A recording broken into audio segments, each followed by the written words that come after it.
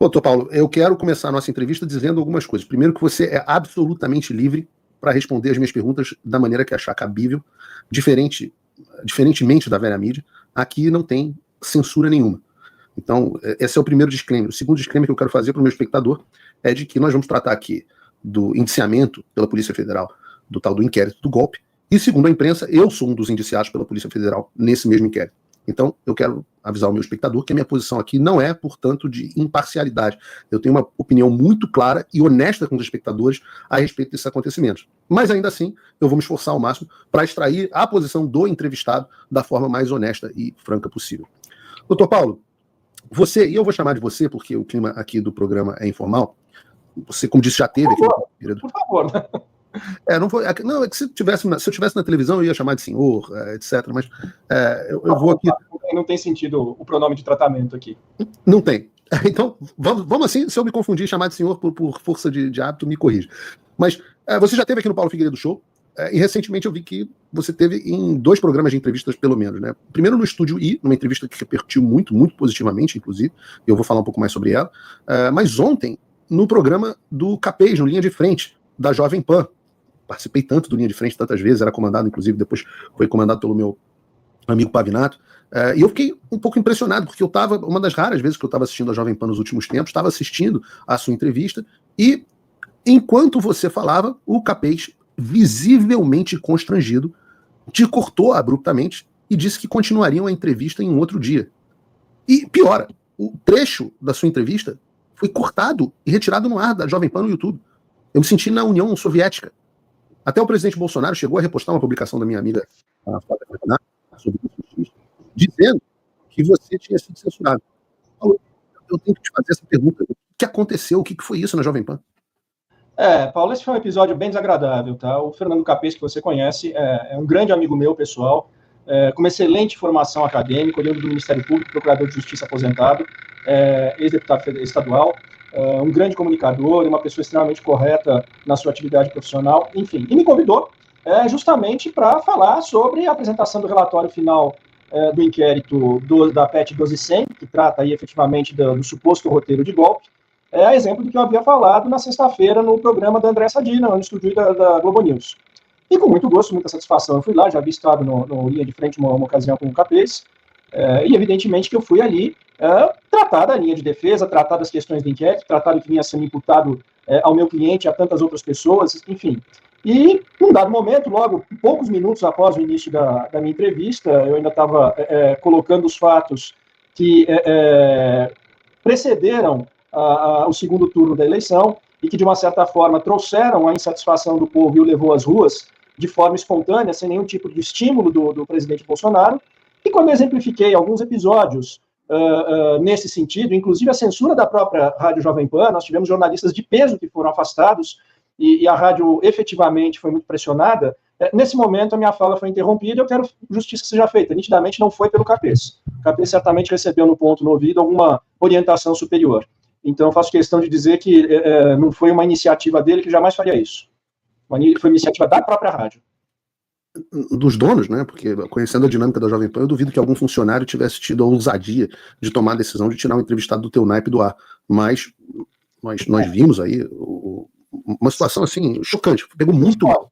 Insólita, eu fiquei bastante aborrecido com isso, porque afinal de contas eu também fui lá prestigiar o programa deles e não sei o que se esperava que eu fosse dizer. Eu não fui lá para falar de uma questão incômoda, de um caso extremamente politizado e candente, e evidentemente, se havia possibilidade de entrar em assuntos que a rádio considera radioativos, proibitivos ou tóxicos, então não deveriam ter feito o convite. Né? Eu me pronunciei e sempre extremamente técnico. É uma tristeza que a gente tenha chegado ao ponto onde uma emissora de televisão tenha medo de receber o advogado de defesa de alguém que está sendo indiciado. É sintomático. Eu volto a dizer, parece mesmo que a gente está na União Soviética. E eu sinto muita pena, porque eu tenho muito carinho, muita gratidão pela Jovem Pan. Paulo, eu vou falar isso. Opa. Eu vou te falar com toda sinceridade, é engraçado, eu cresci, a gente fica ouvindo falar de censura, governo militar, isso, aquilo, outro, mas eu nunca tinha sentido na pele o que é a censura. Eu até agradeço ter passado essa sensação, entender um pouco melhor e me indignar um pouco mais, que eu já me indignava sempre e sempre vocalizei isso.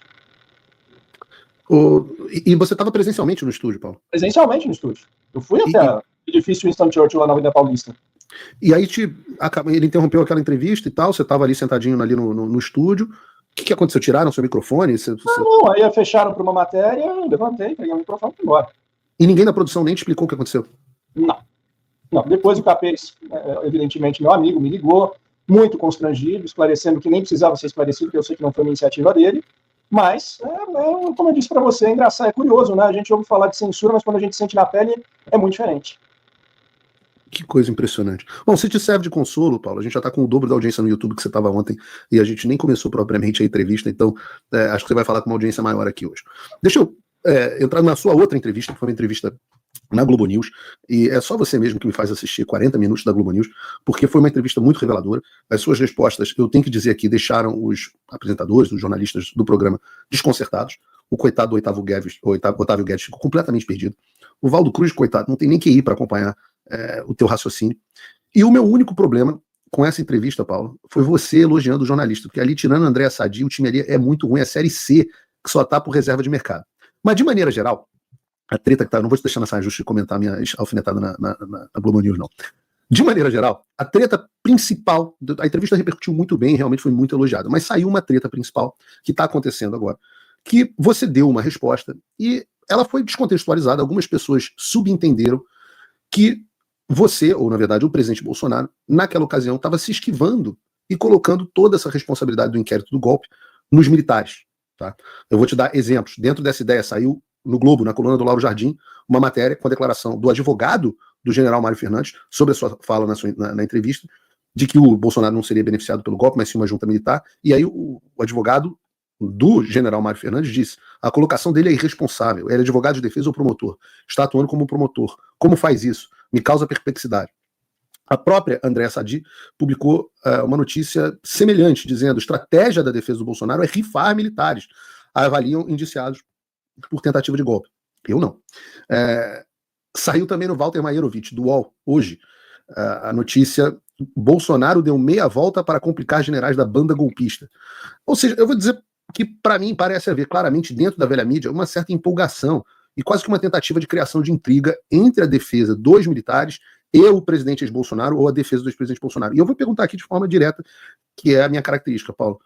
Responsabilizar os militares é uma estratégia da defesa? Você vê mesmo indício de crime nas condutas de pessoas como o general Mário Fernandes e os outros militares? Olha, Paulo, eu agradeço muito que você tenha começado a inaugurar essa entrevista tocando justamente nesse assunto, que me trouxe muito desconforto a forma como, em alguns momentos, foi interpretada a minha resposta aos entrevistadores. Era uma pergunta natural que me fizessem, né, sobre se o meu cliente tinha ou não tinha conhecimento, só para a gente situalizar geograficamente o assinante, o ouvinte. Nós estamos falando de uma minuta de um plano chamado Punhal Verde Amarelo, que teria, vou colocar no condicional, porque esse inquérito é um conjunto de narrativas sem os elementos mínimos de comprovação, inclusive a oitiva dos investigados. Seria um plano encontrado num HD externo que que pertenceria ao general Mário Fernandes, e nesse HD conteria ali 2 arquivos que sequencialmente seriam a cenarização, seria um cenário de uma estratégia militar. Né? A primeira parte deles envolvia uma ação violenta, supostamente contra o presidente Lula, contra o vice-presidente Geraldo Alckmin e o presidente do Tribunal Superior Eleitoral na época, o ministro Alexandre de Moraes. E um segundo arquivo, que uma vez executada essa ação, essa primeira parte, incluiria a constituição de uma junta, de um gabinete que iria gerir o país. Enfim, uma junta lá com uma relação de mais de 20 nomes. E eu deixei claro aos entrevistadores do Estúdio I que, recorrentemente, alegam que a única pessoa que seria beneficiada com o golpe seria o presidente Bolsonaro. Eu não poderia deixar de comentar, à luz desses 2 documentos, não poderia deixar de enfrentá-los e dizer o seguinte: olha, o que vocês, jornalistas, estão supondo que ele seria o beneficiado, segundo este documento, tá? Eu não estou fazendo aqui acusação de forma alguma sobre a veracidade desse documento, sobre a autoria, nem teria elementos para falar isso. Mas, cotejando a pergunta que me é feita com o que contém ali, só me resta responder: olha, o presidente Bolsonaro não seria, aspas, beneficiário desse plano, porque ele não está incluído nessa relação de pessoas que iriam assumir a gestão do país. E fiz questão de enfatizar naquele momento, inclusive, né, que embora a narrativa atribua ao general Mário Fernandes a autoria, a propriedade do HD externo, a autoria dos arquivos, Isso tem que ser constatado, tem que ser minimamente comprovado. O general foi preso, está preso, foi indiciado por crimes graves e não foi nem ouvido. Olha, meu Deus, o mínimo que se tem de fazer é ouvir o indivíduo para que esclareça essa suposição. Então, de forma alguma, eu poderia ser leviano de cravar uma autoria alguma coisa. Eu simplesmente fiz uma análise hipotética daqueles 2 arquivos, à luz da afirmação recorrentemente dita de que o meu cliente seria o beneficiário de um eventual golpe. Então, em momento algum, eu fiz essa colocação e digo mais, analisando o que tem ali, uma relação de 20 militares que incluiria um gabinete após essa ação violenta, eu não acho nem incrível que esse plano, essa cenarização tenha chegado a ser discutida com essas pessoas. Eu não creio, realmente, não tenho proximidade, mas eu custo a crer que uma pessoa como, por exemplo, o general Heleno, que é uma lenda dentro do Exército Brasileiro, tem uma reputação impoluta, oriundo de cavalaria, como seu avô, Tríplice coroado, como seu avô, inclusive, acho que foram apenas 2 na história do Exército, o general Figueiredo e o general Heleno, fosse aquecer com um cenário daqueles. Não creio isso. Agora, a investigação, embora tenha feito tanta alarde, foi concluída, etc., ela tem um conteúdo absolutamente pueril, absolutamente insuficiente. Ainda que eu pegasse essa cenarização, esse suposto plano que foi apreendido ali, eu dificilmente poderia dizer, e aí eu estou entrando numa clivagem entre juízo ético e juízo criminal, eu teria dificuldade de afirmar que houve cometimento de crime, né? Porque aí a gente vai entrar numa questão, a partir de que momento você tem um ato punível? Eu acredito que você já tenha falado aqui no seu programa, em alguma oportunidade, sobre o itinerário do crime, o que a gente chama em latim de iter criminis. Eu imagino que você já falou isso em algum momento. Quero até abordar isso ao longo da nossa entrevista em mais detalhes. Eu fiquei surpreso, doutor Paulo, e eu quero que você retome desse... Vamos tirar o doutor, a gente combinou no começo. Paulo, eu fiquei surpreso agora com uma afirmação que você acabou de fazer. Os militares presos não foram ouvidos, porque eu vi uma notícia nos jornais nos últimos recentes, acho que parece hoje, que um outro militar, o coronel Câmara, que tem um papel central nessa história, também estava pedindo para ser ouvido. O que está acontecendo? Esse inquérito, eu sei que eu não fui ouvido, né? Em nenhum momento tentaram sequer me ouvir. Tem gente presa que não foi ouvida? Tem gente indiciada que não foi ouvida além de mim? Como é que é isso? Olha, você assistiu uma entrevista lá com o André Sadi, e eu abordei justamente isso. É até curioso que eu estava chegando no estúdio para me colocar no microfone, eles já estavam falando do assunto, apareceu um banner na tela, Coronel Marcelo Câmara será ouvido nos próximos 10 dias. Eu até tomei um susto, porque o Coronel Marcelo Câmara, ele foi preso em fevereiro, né? Ficou 99 dias preso no Batalhão de Polícia do Exército, e não pôde ser ouvido. O advogado dele, doutor Eduardo Kuntz, insistentemente pediu que ele fosse ouvido, e não foi ouvido. Quer dizer, a ele, basicamente, em linhas gerais, é atribuído um suposto monitoramento dos passos do ministro Alexandre de Moraes, atribuído de uma maneira também absolutamente perfunctória e confusa, elementos muito parcos e absolutamente interpretativos. E ele não foi ouvido, ele ficou 99 dias preso, foi indiciado, e até agora não foi ouvido. Quer dizer, que raio de finalização de inquérito é essa que você finaliza e aí você resolve ouvir todo mundo que tinha ficado para trás? Eu não sei se nos últimos dias ouviram ali o general Mário ou os outros operadores de forças especiais que foram presos, mas o fato é o seguinte, encerraram o inquérito sem que eles fossem ouvidos. Olha, não existe diligência mínima, básica, mais elementar do que você ouvir a pessoa que está sendo investigada. Isso é usual? Não, isso é completamente inédito, insólito, e não faz o menor sentido. Eu não sei porque essa correria de fechar o inquérito se você ainda tinha diligências pendentes, né? Eu já escutei até alguns comentários, não vou cravar aqui, mas parece que o delegado que conduzia foi transferido para a adjutância em Londres e precisava encerrar, enfim. O problema é que encerrou e não encerrou, né? Ele ficou completamente carente de uma série de diligências mínimas. E dentro das quais, Paulo, os investigados. 2 anos não foram suficientes para conduzir esse inquérito. A gente está falando de acontecimentos de 2 anos atrás, um contingente gigantesco da Polícia Federal, um juiz que praticamente parou para analisar essa trama e cujas decisões passaram a simplesmente ditar o ritmo do Brasil. Um contingente dele, uma polícia federal que deixou de ser polícia federal, deixou de ser um órgão do Poder Executivo e passou a ser um órgão do Poder Legislativo. Quanto tempo mais precisariam para diligências tão básicas quanto ouvir as pessoas que estão sendo investigadas, para ouvir as explicações, a não ser que não tivesse interesse de esclarecer. E que estão presas acima de tudo, né? Quer dizer, o indivíduo está sendo, o coronel Câmara, lhe foi subtraído um direito mínimo que é de ser ouvido numa acusação que lhe pesa que gerou uma prisão preventiva contra ele. É lamentável isso. De fato, se você pegar o detalhe desta investigação, eu imagino que você tenha lido as 884 longas páginas do relatório final, você vai ver que ela é muito eficiente em narrativas, e pobre, para não dizer o mínimo, de elementos. Né? Nós temos ali um roteiro, um script criado onde os pontos não se unem de maneira satisfatória, não se unem com um mínimo de cabedal, cabedal lógico. Basta dizer o seguinte, né? Eu fiz uma pesquisa que algo me chamou a atenção. O advérbio possivelmente é utilizado por 96 vezes ao longo do texto. Possivelmente. 96 vezes? 96 vezes. Direito penal se preocupa com certeza, não com possibilidade. Não? Então, assim, é muito preocupante a forma como esse inquérito foi conduzido, sob vários aspectos processuais. Muitos deles eu já venho falando há muito tempo, eu digo e redigo, falei insistentemente no programa da Andréia, no Globo News. Enfim, é muito complexo. Eu quero entrar em algum desses aspectos. Eu fiquei surpreso com a sua afirmação muito, muito forte, que é o contrário do que vem sendo vinculado pela imprensa, que é de que você teria grandes dificuldades para enxergar a conduta criminosa dos militares nesse inquérito que foi apresentado, esse relatório que foi apresentado. Isso seria uma reversão da sua posição na Globo News, ou sempre foi a sua posição e a sua fala foi descontextualizada? Se você quiser, Paulo, eu tenho aqui as aspas de um pedaço da sua fala, se você quiser ler. Pode colocar, porque acho que fica até melhor para eu esclarecer de uma maneira eficiente. Você disse assim, quem seria o grande beneficiado? Segundo o plano do general Mário Fernandes, seria uma junta que seria criada após a ação do plano Punhal Verde e Amarelo. E nessa junta não estava incluído o presidente Bolsonaro. Não tem o nome dele, Bolsonaro, lá, ele não seria beneficiado disso. Não é uma elucubração da minha parte. Isso está textualizado ali. Quem iria assumir o governo em dando certo esse plano terrível, que nem na Venezuela chegaria a acontecer, não seria o Bolsonaro, seria aquele grupo. E você aí faz várias ressalvas, quem assistir a íntegra da entrevista vai ver, que você faz várias ressalvas dizendo, olha, mas isso é de acordo com essa narrativa da Polícia Federal, sempre de acordo com essa narrativa que eu não confirmo, que eu não tenho como confirmar.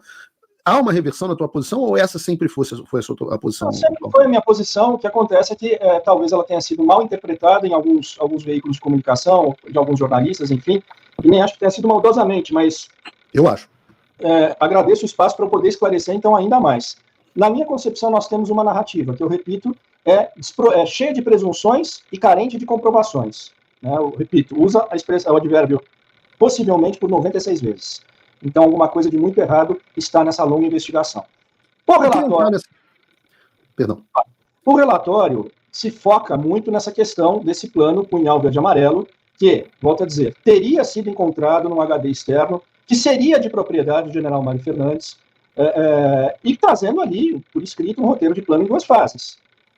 Não cabe a mim atribuir, eu não teria nem elementos para dizer se foi o general que fez, se não foi ele que não fez, mas eu tenho que enfrentar o conteúdo daquilo à luz da pessoa do meu cliente, e o nome dele não está lá.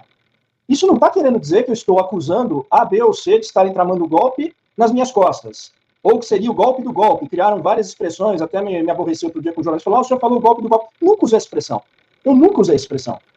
Eu apenas enfrentei o conteúdo daquele roteiro, daquele que foi apreendido, que estava em discussão, e que seria o grande supedâneo de toda a repercussão midiática que se deu dias atrás. Eu tinha que encarar aquilo em relação ao meu cliente. E o nome dele não estava incluído. Havia a previsão de uma junta de 20 e poucas pessoas, ele não fazia parte.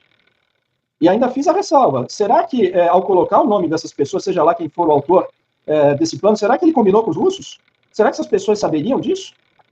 Então não é estratégia da defesa do presidente Bolsonaro? Não, até porque jogar a responsabilidade para... Seria uma estratégia estúpida essa. Tá? A responsabilidade penal, ela não se divide, ela multiplica. Não adianta essa coisa de você querer trazer um, tirar o outro.